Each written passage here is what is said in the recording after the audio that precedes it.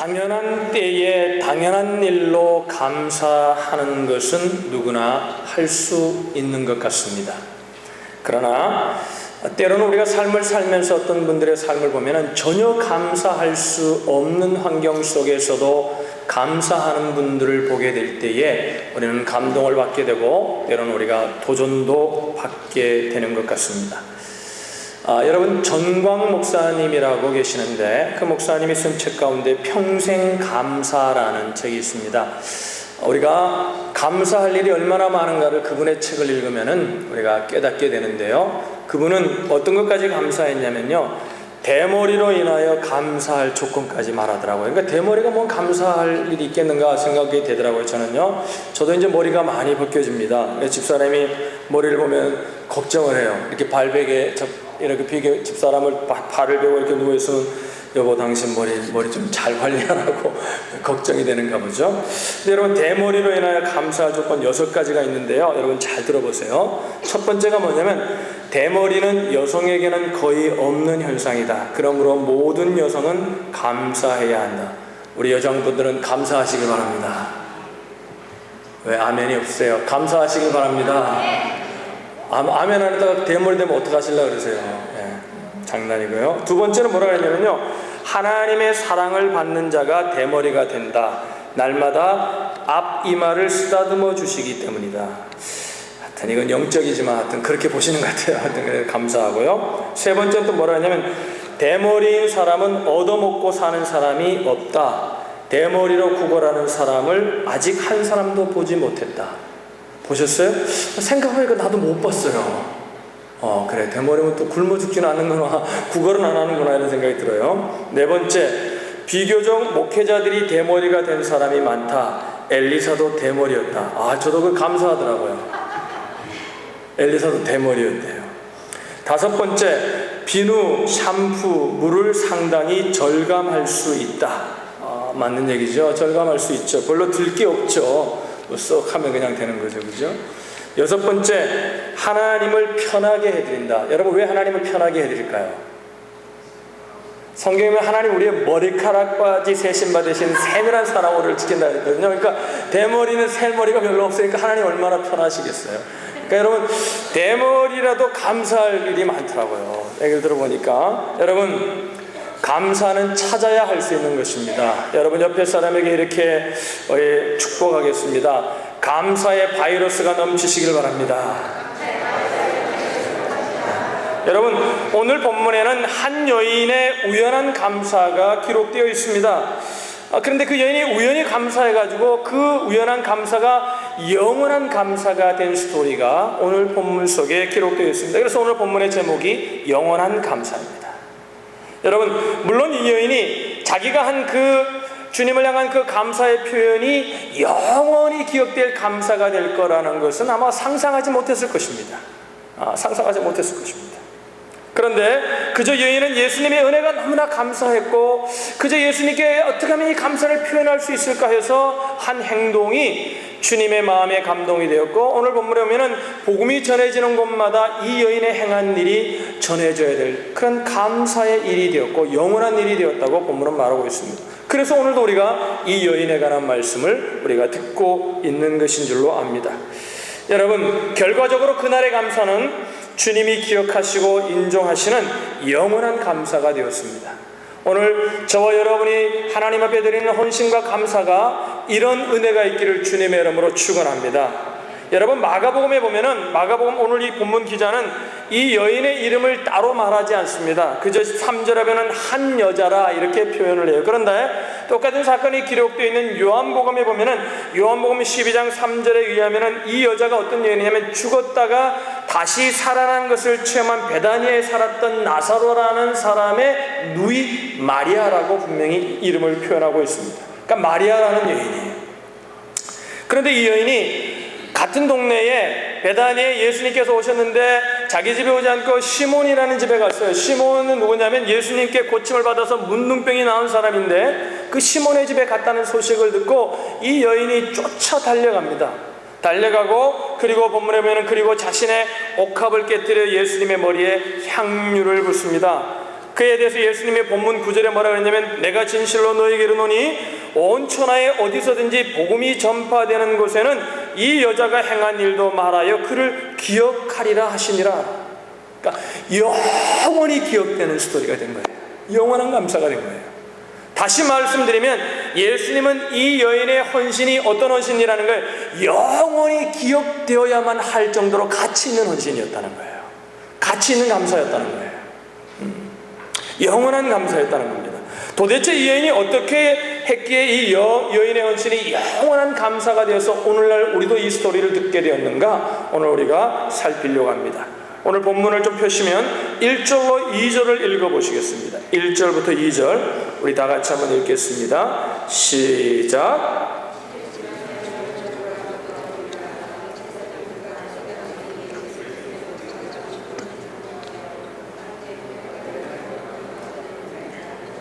여러분, 이틀이 지나면 유월절과 무교절이라 대제사장과 서기관들이 예수님을 흉계로 잡아 죽일 방도를 구하며 이르되 밀란이 날까 하노니 명절에는 하지 말자. 시대적인 상황이 어땠냐면 예수님을 죽이고자 현안이 되어 있는 시대였어요. 종교 지도자들, 정치 지도자들이 예수님을 어떻게 하면 죽일까? 근데 죽이려는데 죽일 만한 아무런 이유가 없는 거예요. 그러니까 잘못했다가는 밀란이 일어나가지고 자기들이 한 행동 때문에 큰 일이 닥칠까봐 죽이지 못하고 지금 기다리고 있는. 그리고 6월절이고 무교절이니까 많은 사람들이, 이스라엘 사람들이 왔거든요. 다른 나라에 살던 사람들까지도 돌아와서 이제 이 절기를 지키고자 왔으니까 너무나 많은 사람들이 있으니까 혹시 잘못해가지고 예수님이 인기가 높으니까 밀란이 일어날까보다 못 죽인 거지 죽이고자 혈안이 되는 악한 사람들에 관한 얘기를 합니다. 그리고 우리가 3절로 9절을 읽었잖아요. 근데 3절과 9절 그 스토리 또 중간 그 스토리와 이어지는 10절에 보면 누구 얘기냐면 가룟 유다에 관한 얘기를 해요. 그 예수님을 팔아넘기는 가룟 유다에 관한 얘기를 하고 있습니다. 12 중에 하나인 가룟 유다가 예수님을 넘겨주려고 대제사장들에게 갔다. 그러니까 오늘 이 여인의 스토리를 기록하면서 그 줄거리 가운데 어떤 상황에 샌드위치로 양쪽에 악한 사람들이 살아가고 있는 그 시대의 상황을 보여주면서 이 여인의 삶을 우리에게 부각시키고 있는 거예요. 여러분, 이 여인의 감사가 어떤 감사이기 때문에 주님이 영원히 기억되게 하셨을까요?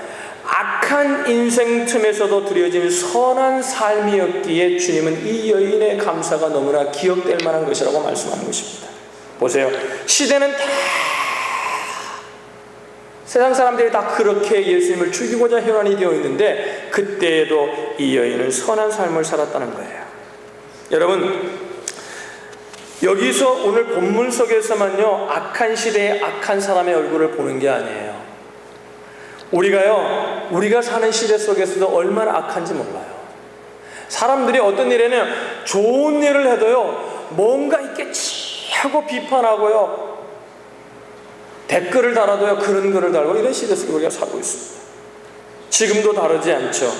여러분, 그런데 본문에는 악한 시대 악한 인생의 틈새에서 성경의 기자는 전혀 다른 한 여자의 얼굴을 등장시킵니다. 6절에서 보면은 예수님께서 여자가 행한 일을 비난하는 자들에게 이렇게 말씀해요. 우리 한번 다 같이 읽어볼까요? 6절 읽습니다. 시작. 예수께서 이르시되 가만두라. 너희가 어찌하여 그를 괴롭게 하느냐? 그가 내게 좋은 일을 하였느니라. 그 예수님께 억압을 깨가지고 팍 때리니까 사람들이 그러는 거예요. 야, 그거 말이야 팔아가지고 가난한 자들 돕는 게 더 좋은 일이지. 여러분, 이걸 잘 기억하세요. 하나님을 만난 자가 하나님을 향하여 이 여인처럼 헌신하게 될 때요 같은 교회 안에 있는 사람들, 같은 공동체 안에 있는 사람들조차도 이해하지 못할 때가 있어요. 왜? 그것이 능률적이지 않고 그것이 효율적이지 않다고 생각할 수 있어요. 여러분, 하나님의 일은 능률적이고 효율적인 게 먼저가 아니라 주님을 사랑하는 사랑이 먼저임을 믿으시길 바랍니다. 근데 예수님의 제자들 가운데도 뭐라는 거예요? 그 잘못된 일이라고 비판합니다. 근데 보세요. 예수님께서 뭐라 그래요? 6절에 읽었잖아요. 예수께서 이르시되 가만두라. 너희가 어찌하여 그를 괴롭게 하느냐? 그가 내게 좋은 일을 하였느니라. 따라합시다. 좋은 일을 하였다. 그러니까 좋은 일이라는 단어로 번역을 했지만 우리가 이렇게도 번역할 수 있어요. 선한 일이다. 아름다운 일이다. 이렇게 번역할 수 있어요. 그러니까 세상이 악하잖아요. 악한데 악한 사람답게 악하게 그냥 살 수도 있어요. 세상이 이기적이에요. 세상이 이기적인 대로 그냥 그렇게 아주 얍삭빠르게 살 수 있어요. 그런데 뭐예요? 이 여인은 그렇게 살지 않았어요. 아름답게 선하게 하나님이 원하시는 대로 살기 원했던 여인이라는 거예요. 그래서 그 감사가 옥합을 깼기 때문에 받은 게 영원히 기억된 게 아니라 그 삶 속에 드린 감사였기에 주님은 영원히 기억되길 원하셨다는 것입니다. 바울이 이런 얘기를 합니다. 이 세대를 본받지 말라. 따라합시다. 이 세대를 본받지 말라. 옆에 사람에게 한번 얘기하십시다. 이 세대를 본받지 마세요. 그러면 누구를 본받아요? 주님을 본받아야 돼요. 주님을. 여러분, 세상이 다 그렇게 살아가도요, 저와 여러분은, 그러니까 세상이 다 그렇게 살아가는 것이 옳다고 해도요, 주님이 노 그러면 그렇게 살지 말아야 돼요. 쉬운 삶이 아니에요. 누가 영원한 감사를 드릴 수 있어요? 세상의 약함을 본받고 탓하기보다는 하나님의 선하신 뜻을 붙잡고 그분이 기뻐하시는 일이 무엇인가를 향하여 줄기차게 달려가는 삶, 그 삶으로 드리는 헌신, 그 삶으로 드리는 감사, 그것이 영원한 감사가 된다는 것이죠. 첫 번째는 뭐예요? 악한 인생의 틈에서 드려진 선한 헌신이었기에 주님은 그것이 영원히 기억되길 원하셨다는 것입니다. 여러분, 인생을 살아가다 보면요, 두 번째는 우리가 경험하는 감동 중에 하나가 뭐냐면, 인간이 자신보다 더 큰 목적을 위해서 자신의 존재를 개방하는, 오픈하는 상황을 보게 될 때에 우리는 때로 감동을 받을 때가 참 많습니다. 여러분, 본문에 나타난 주인공인 마리아는요, 잘 보세요. 옥합을 열어서 주님께 조금만 부어드려도 뭐예요? 주님이 기뻐하셨을 것 같아요. 그러니까 이스라엘의 그 당시에, 예수님 당시의 풍습 가운데는 어떤 풍습이 있냐면, 손님이 오면, 게스트가 오면은 그 게스트를 존경한다는 의미에서, 그 게스트를 웰컴한다는 의미에서, 그 게스트를 정말 축복한다는 의미 속에서 향유를 약간 기름을 부어주는 것이 그 당시의 풍습이었어요. 그러니까 조금만 부어도 굉장한 존경의 뜻이 있는 거예요. 아마 조금만 부어도 기뻐하셨을 거예요. 그런데 이 여인은 그렇게 하지 않았어요. 아니면 옥합을 전부 조금 붓는 게 아깝고 그걸로 만족이 안 되면 아마 다 옥합을 열어가지고 그냥 옥합에 있는 기름을 향유를 다 부었다고 하십시다. 그러면 또 주님이 기뻐하셨겠죠. 그 방법도 있었을 거예요. 그런데 그렇게 하지도 않았어요. 어떻게 했어요? 본문에 보면 이 여인은 그 옥합을 통째로 깨워서 주님 앞에 붓습니다. 이게 굉장한 중요한 의미가 있어요. 성경학자들은 그 모습을 이렇게 표현합니다. 이 옥합에는 뭐예요? 만약에 옥합에 있는 기름만 다, 향유만 다 부었다면 어떻게 되세요? 나중에 다른 걸 담아서 쓸 수 있잖아요.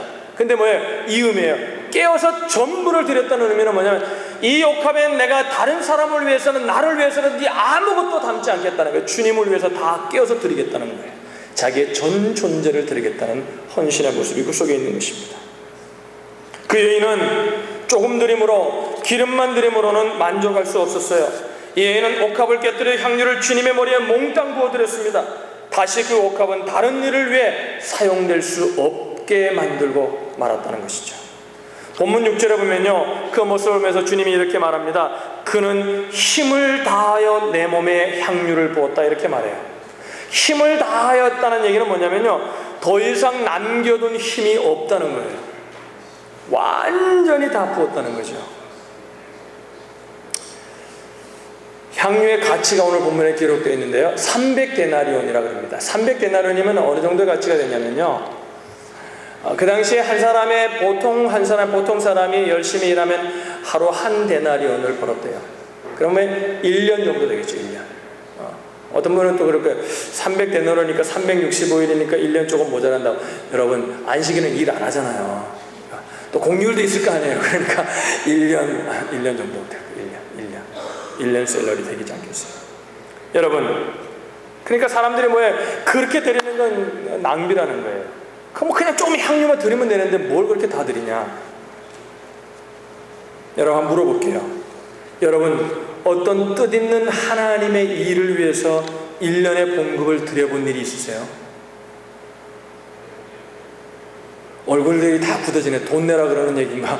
건축하니까 돈 내라는 얘기인가? 여러분, 그렇게 듣지 마세요. 제가 지금 묻고 싶은 거예요. 이제 뭐냐면 왜 내가 돈 얘기를 하면 여러분 돈 얘기하면 여러분이 빨리 자극이 되고 빨리 이해를 하시는 것 같아요. 그래서 제가 돈 얘기를 하는 거예요. 1년 봉급을 하나님의 뜻인 일을 위해 드려본 적이 있어요? 그럼 봅시다. 하나님의 뜻인 일인데 이제 1년 봉급을 드려야 된다. 여러분 가정을 해봐요. 지금 이제 은혜를 봐서 야 이게 뜻인 일이구나. 내 1년 봉급을 드려야 되겠다. 여러분 마음에 생각이 들었어요. 어떨까요 여러분? 주저할까요 안 할까요? 하나님이 이렇게 얘기해요. 야 최소한 1년간 좀 드려라. 네. 하나님이 그렇게 얘기하진 않아요. 그러나 이제 그렇게 얘기할 수 있다는 거죠. 그때 여러분 뭐랄까 주저하겠죠. 주저하겠죠. 근데 여러분 이 여인은 조금의 망설임도 없었어요. 그러니까 이거는 이런 얘기예요. 향유를 드렸다고 성경이 말하는 게 아니라 향유를 드렸다고 그 300데나리온이 되는 큰 것을 드렸다고 성경이 말하고 있는 것이잖아요. 성경이 말하는 건 뭐예요? 그녀는 향유를 드린 게 아니라 그녀의 존재와 그녀의 마음과 그녀의 사랑의 모든 것을 부어드린 거예요. 예배는 무엇인지 압니까 여러분? 예배는 이 여인처럼 드리는 거예요. 오늘 제가 여러분에게 도전하고 싶은 건 예배예요. 오늘 제가 칼럼을 여러분 읽어보신 분들 있을지 모르겠는데 익숙함 때문에 우리의 영혼이 무뎌져 있는 경우가 너무나 많이 있습니다. 여러분 제가 애들 데리고요 처음에 영화관 갔을 때 기억이 나요. 데리고 갔는데요 처음에 가니까요 아장아장일 때 갔는데 신기하죠. 그러니까 뭐 표도 사죠. 들어가서 뭐 들어가는데 사람이 안내해서 표도 이렇게 주잖아요. 주니까요 우리 애들 묻더라고요. 아빠 그럼 왜 줘? 이거 아빠 왜 뭐 하는 거야? 극장에 들어가면 또 이렇게 여러 극장관이 있자니까 여기는 뭐 하는 데야? 여기는 뭐 하는 데야? 신기해 하더라고요. 우리 애들은 기억할지도 모르겠어요. 근데 여러분 지금 우리 큰애가 여기 앉아있잖아요. 지금은요 전혀 그러지 않아요. 익숙해가지고 그냥 저보다 더 잘해요. 극장 가면 아빠 몇 시 하고 돈은 얼마고. 여러분 익숙하다 보니까 우리가 예배드리고 하나님을 섬기는데 익숙하다 보니까 뭐예요? 그 익숙함 때문에 내 영혼이 무뎌져 있고 하나님을 향한 그 이 마리아와 같은 마음이 없다는 사실을 깨닫지 못할 때가 너무나 많지 않느냐는 거예요. 여러분 예배는 무엇입니까? 전능하신 하나님을 예배하는 것이 예배인 줄 믿으시길 바랍니다. 그럼 우리가 전능하신 하나님을 만나 예배한다면 뭐예요? 영혼이 깨어 있어야 되죠.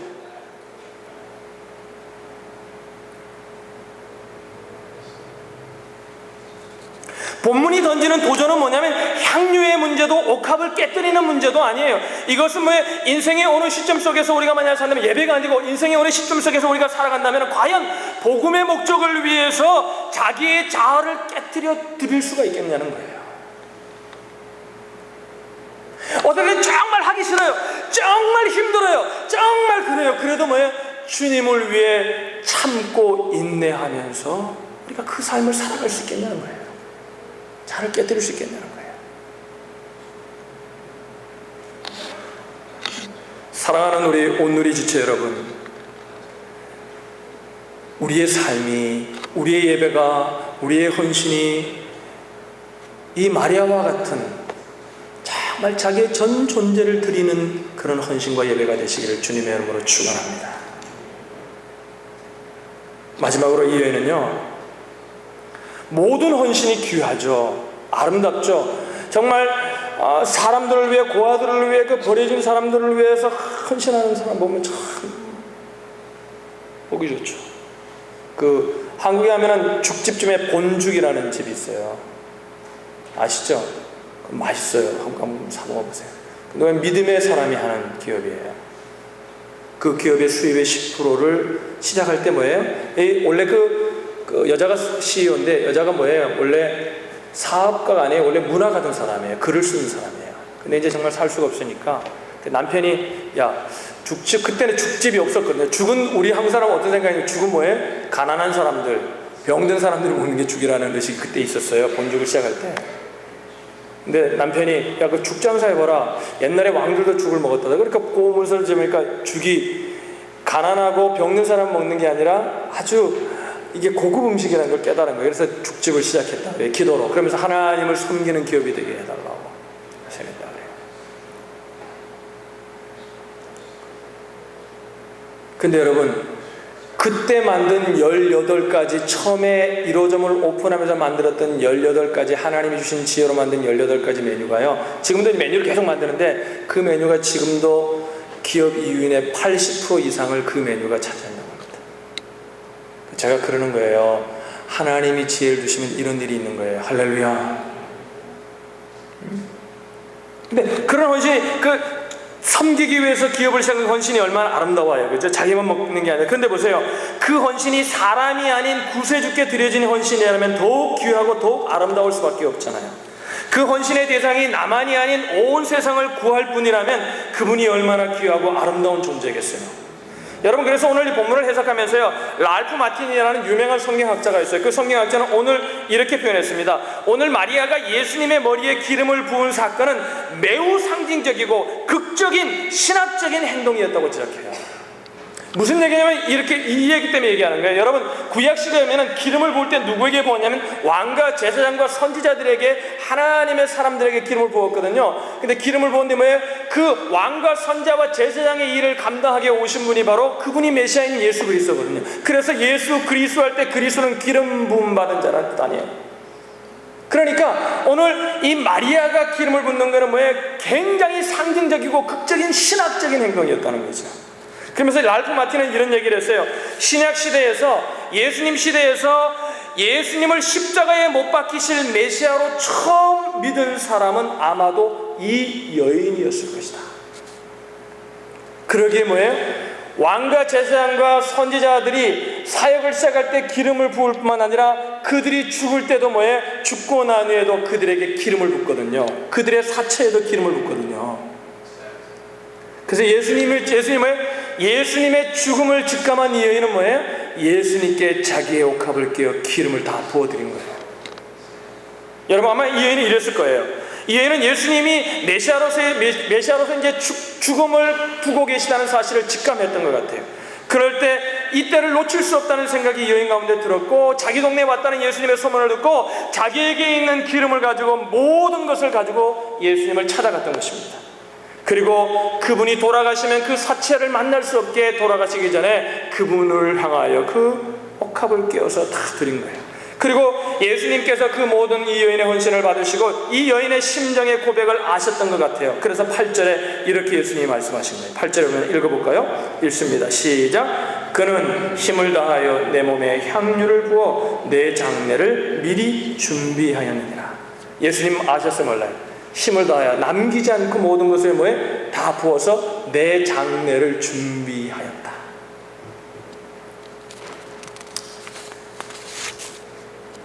여러분, 많은 것을 드려야 주님이 기억하시는 헌신이 아니에요. 오늘 이 여인의 이럴 때 우리가 배워야 합니다. 정말 마음을 다하 믿음의 고백과 사랑의 고백으로 드리는 것이라면 적은 것이라도 그것은 주님 보시기에 영원히 기억될 만한 것인 줄로 믿으시길 바랍니다. 그러니까 믿음의 고백과 사랑의 고백이 있어야 한다는 거죠.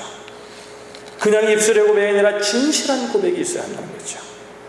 이 믿음과 사랑의 고백은요, 아무 때나 할 수 있는 것이 아니에요. 여러분, 사람들이 이렇게 생각해요. 오늘 예배 드리고 오늘 이 고백을 못하면, 제가 이런 얘기를 하잖아요. 오늘 이 예배가 마지막인 것처럼 드려야 됩니다. 아직 예수를 안 믿으신 분은 그럴 필요 없어요. 그냥 와서 그냥 앉아서 같이 그냥 예배 드리면 돼요. 그러나 정말 여러분이 하나님을 믿고 예수를 믿는다면요, 이 예배가 마지막 예배인 것처럼 드려야 돼요.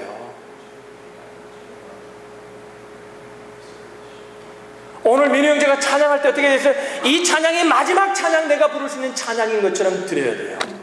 여러분들이 민우 형제의 목소리를 듣는 게 아니라 나도 그 마음을 담아서 이것이 내가 부를 마지막 찬양일지도 모른다는 간절한 마음으로 마리아처럼 드려야 돼요. 이게 사랑의 고백, 이게 믿음의 고백이에요.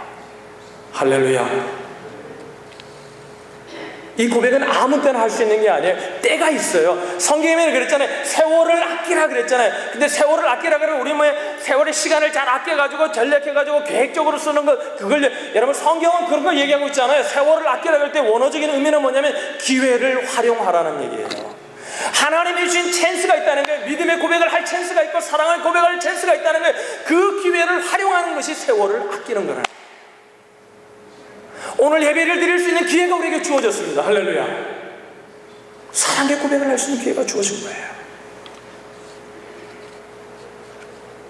이때가 또 주어질지 아닐지 어떻게 알아요? 몰라요. 십자가에 돌아가시기 전 이 여인의 믿음과 사랑의 고백에 주님은 감동하셨습니다. 그리고 이 여인의 헌신을 칭찬하시고 영원히 기억하라고 말씀하셨어요.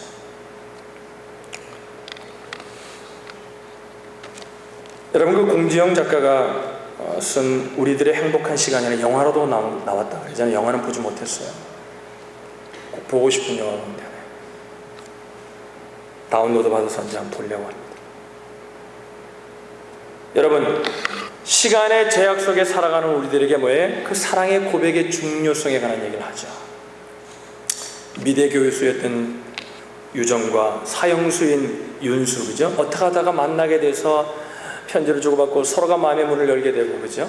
애틋한 관계가 됩니다. 근데 뭐예요? 이 윤수가 사형수이기 때문에 날이 얼마 남지 않았어요. 그래서 거기 보면 그 사형수인 윤수가 편지를 보내면서 이런 내용을 적었어요. 이렇게 얘기해요. 신께서 허락하신다면 살아서 마지막으로 내가 세상에 태어나 내 입으로 한 번도 해보지 못했던 그 말을 꼭 하고 싶었습니다. 사랑한다고 말입니다. 그러면서 그 한 평론가가요, 그 윤수의 고백을 이렇게 평론했어요. 이 책의 소감을 얘기하면서 이렇게, 만회할 수 없는 시간에 대한 안타까운 독백이다.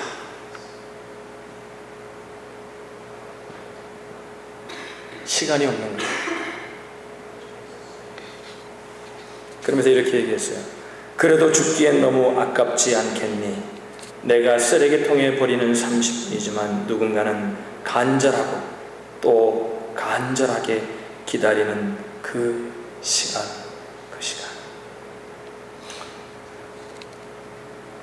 사랑하는 우리 오늘이 지체 여러분, 오늘 아침에 내용이 조금 딱딱할 수 있습니다. 여러분과 저에게 남은 시간, 여러분과 제가 해야 할 일이 무엇이겠습니까? 우리 교회가 다음 주에 기공예배 들고 건축하는 게 우리가 해야 될 일이겠습니까? 저는 그렇게 생각하지 않아요. 그건 과정일 뿐이에요. 뭐 해야 되겠어요? 사랑의 고백과 믿음의 고백이 우리 가운데 있기를 주님의 이름으로 축복합니다. 우리가 우리 인생을 살면서 우리 인생에 시간이 주어지고 기회가 주어질 때마다 세월을 아껴서 주님 앞에 사랑을 고백하고 믿음을 고백할 수 있다면, 우리를 위해 목숨을 내어주신 구세주께 사랑을 고백할 수 있다면, 이보다 더 큰 일이, 이보다 더 중요한 일이, 이보다 더 아름다운 일이 어디에 있겠습니까? 저와 여러분의 삶이 이런 고백이 있는 삶이 되시기를 주님의 이름으로 축원합니다. 기도하겠습니다.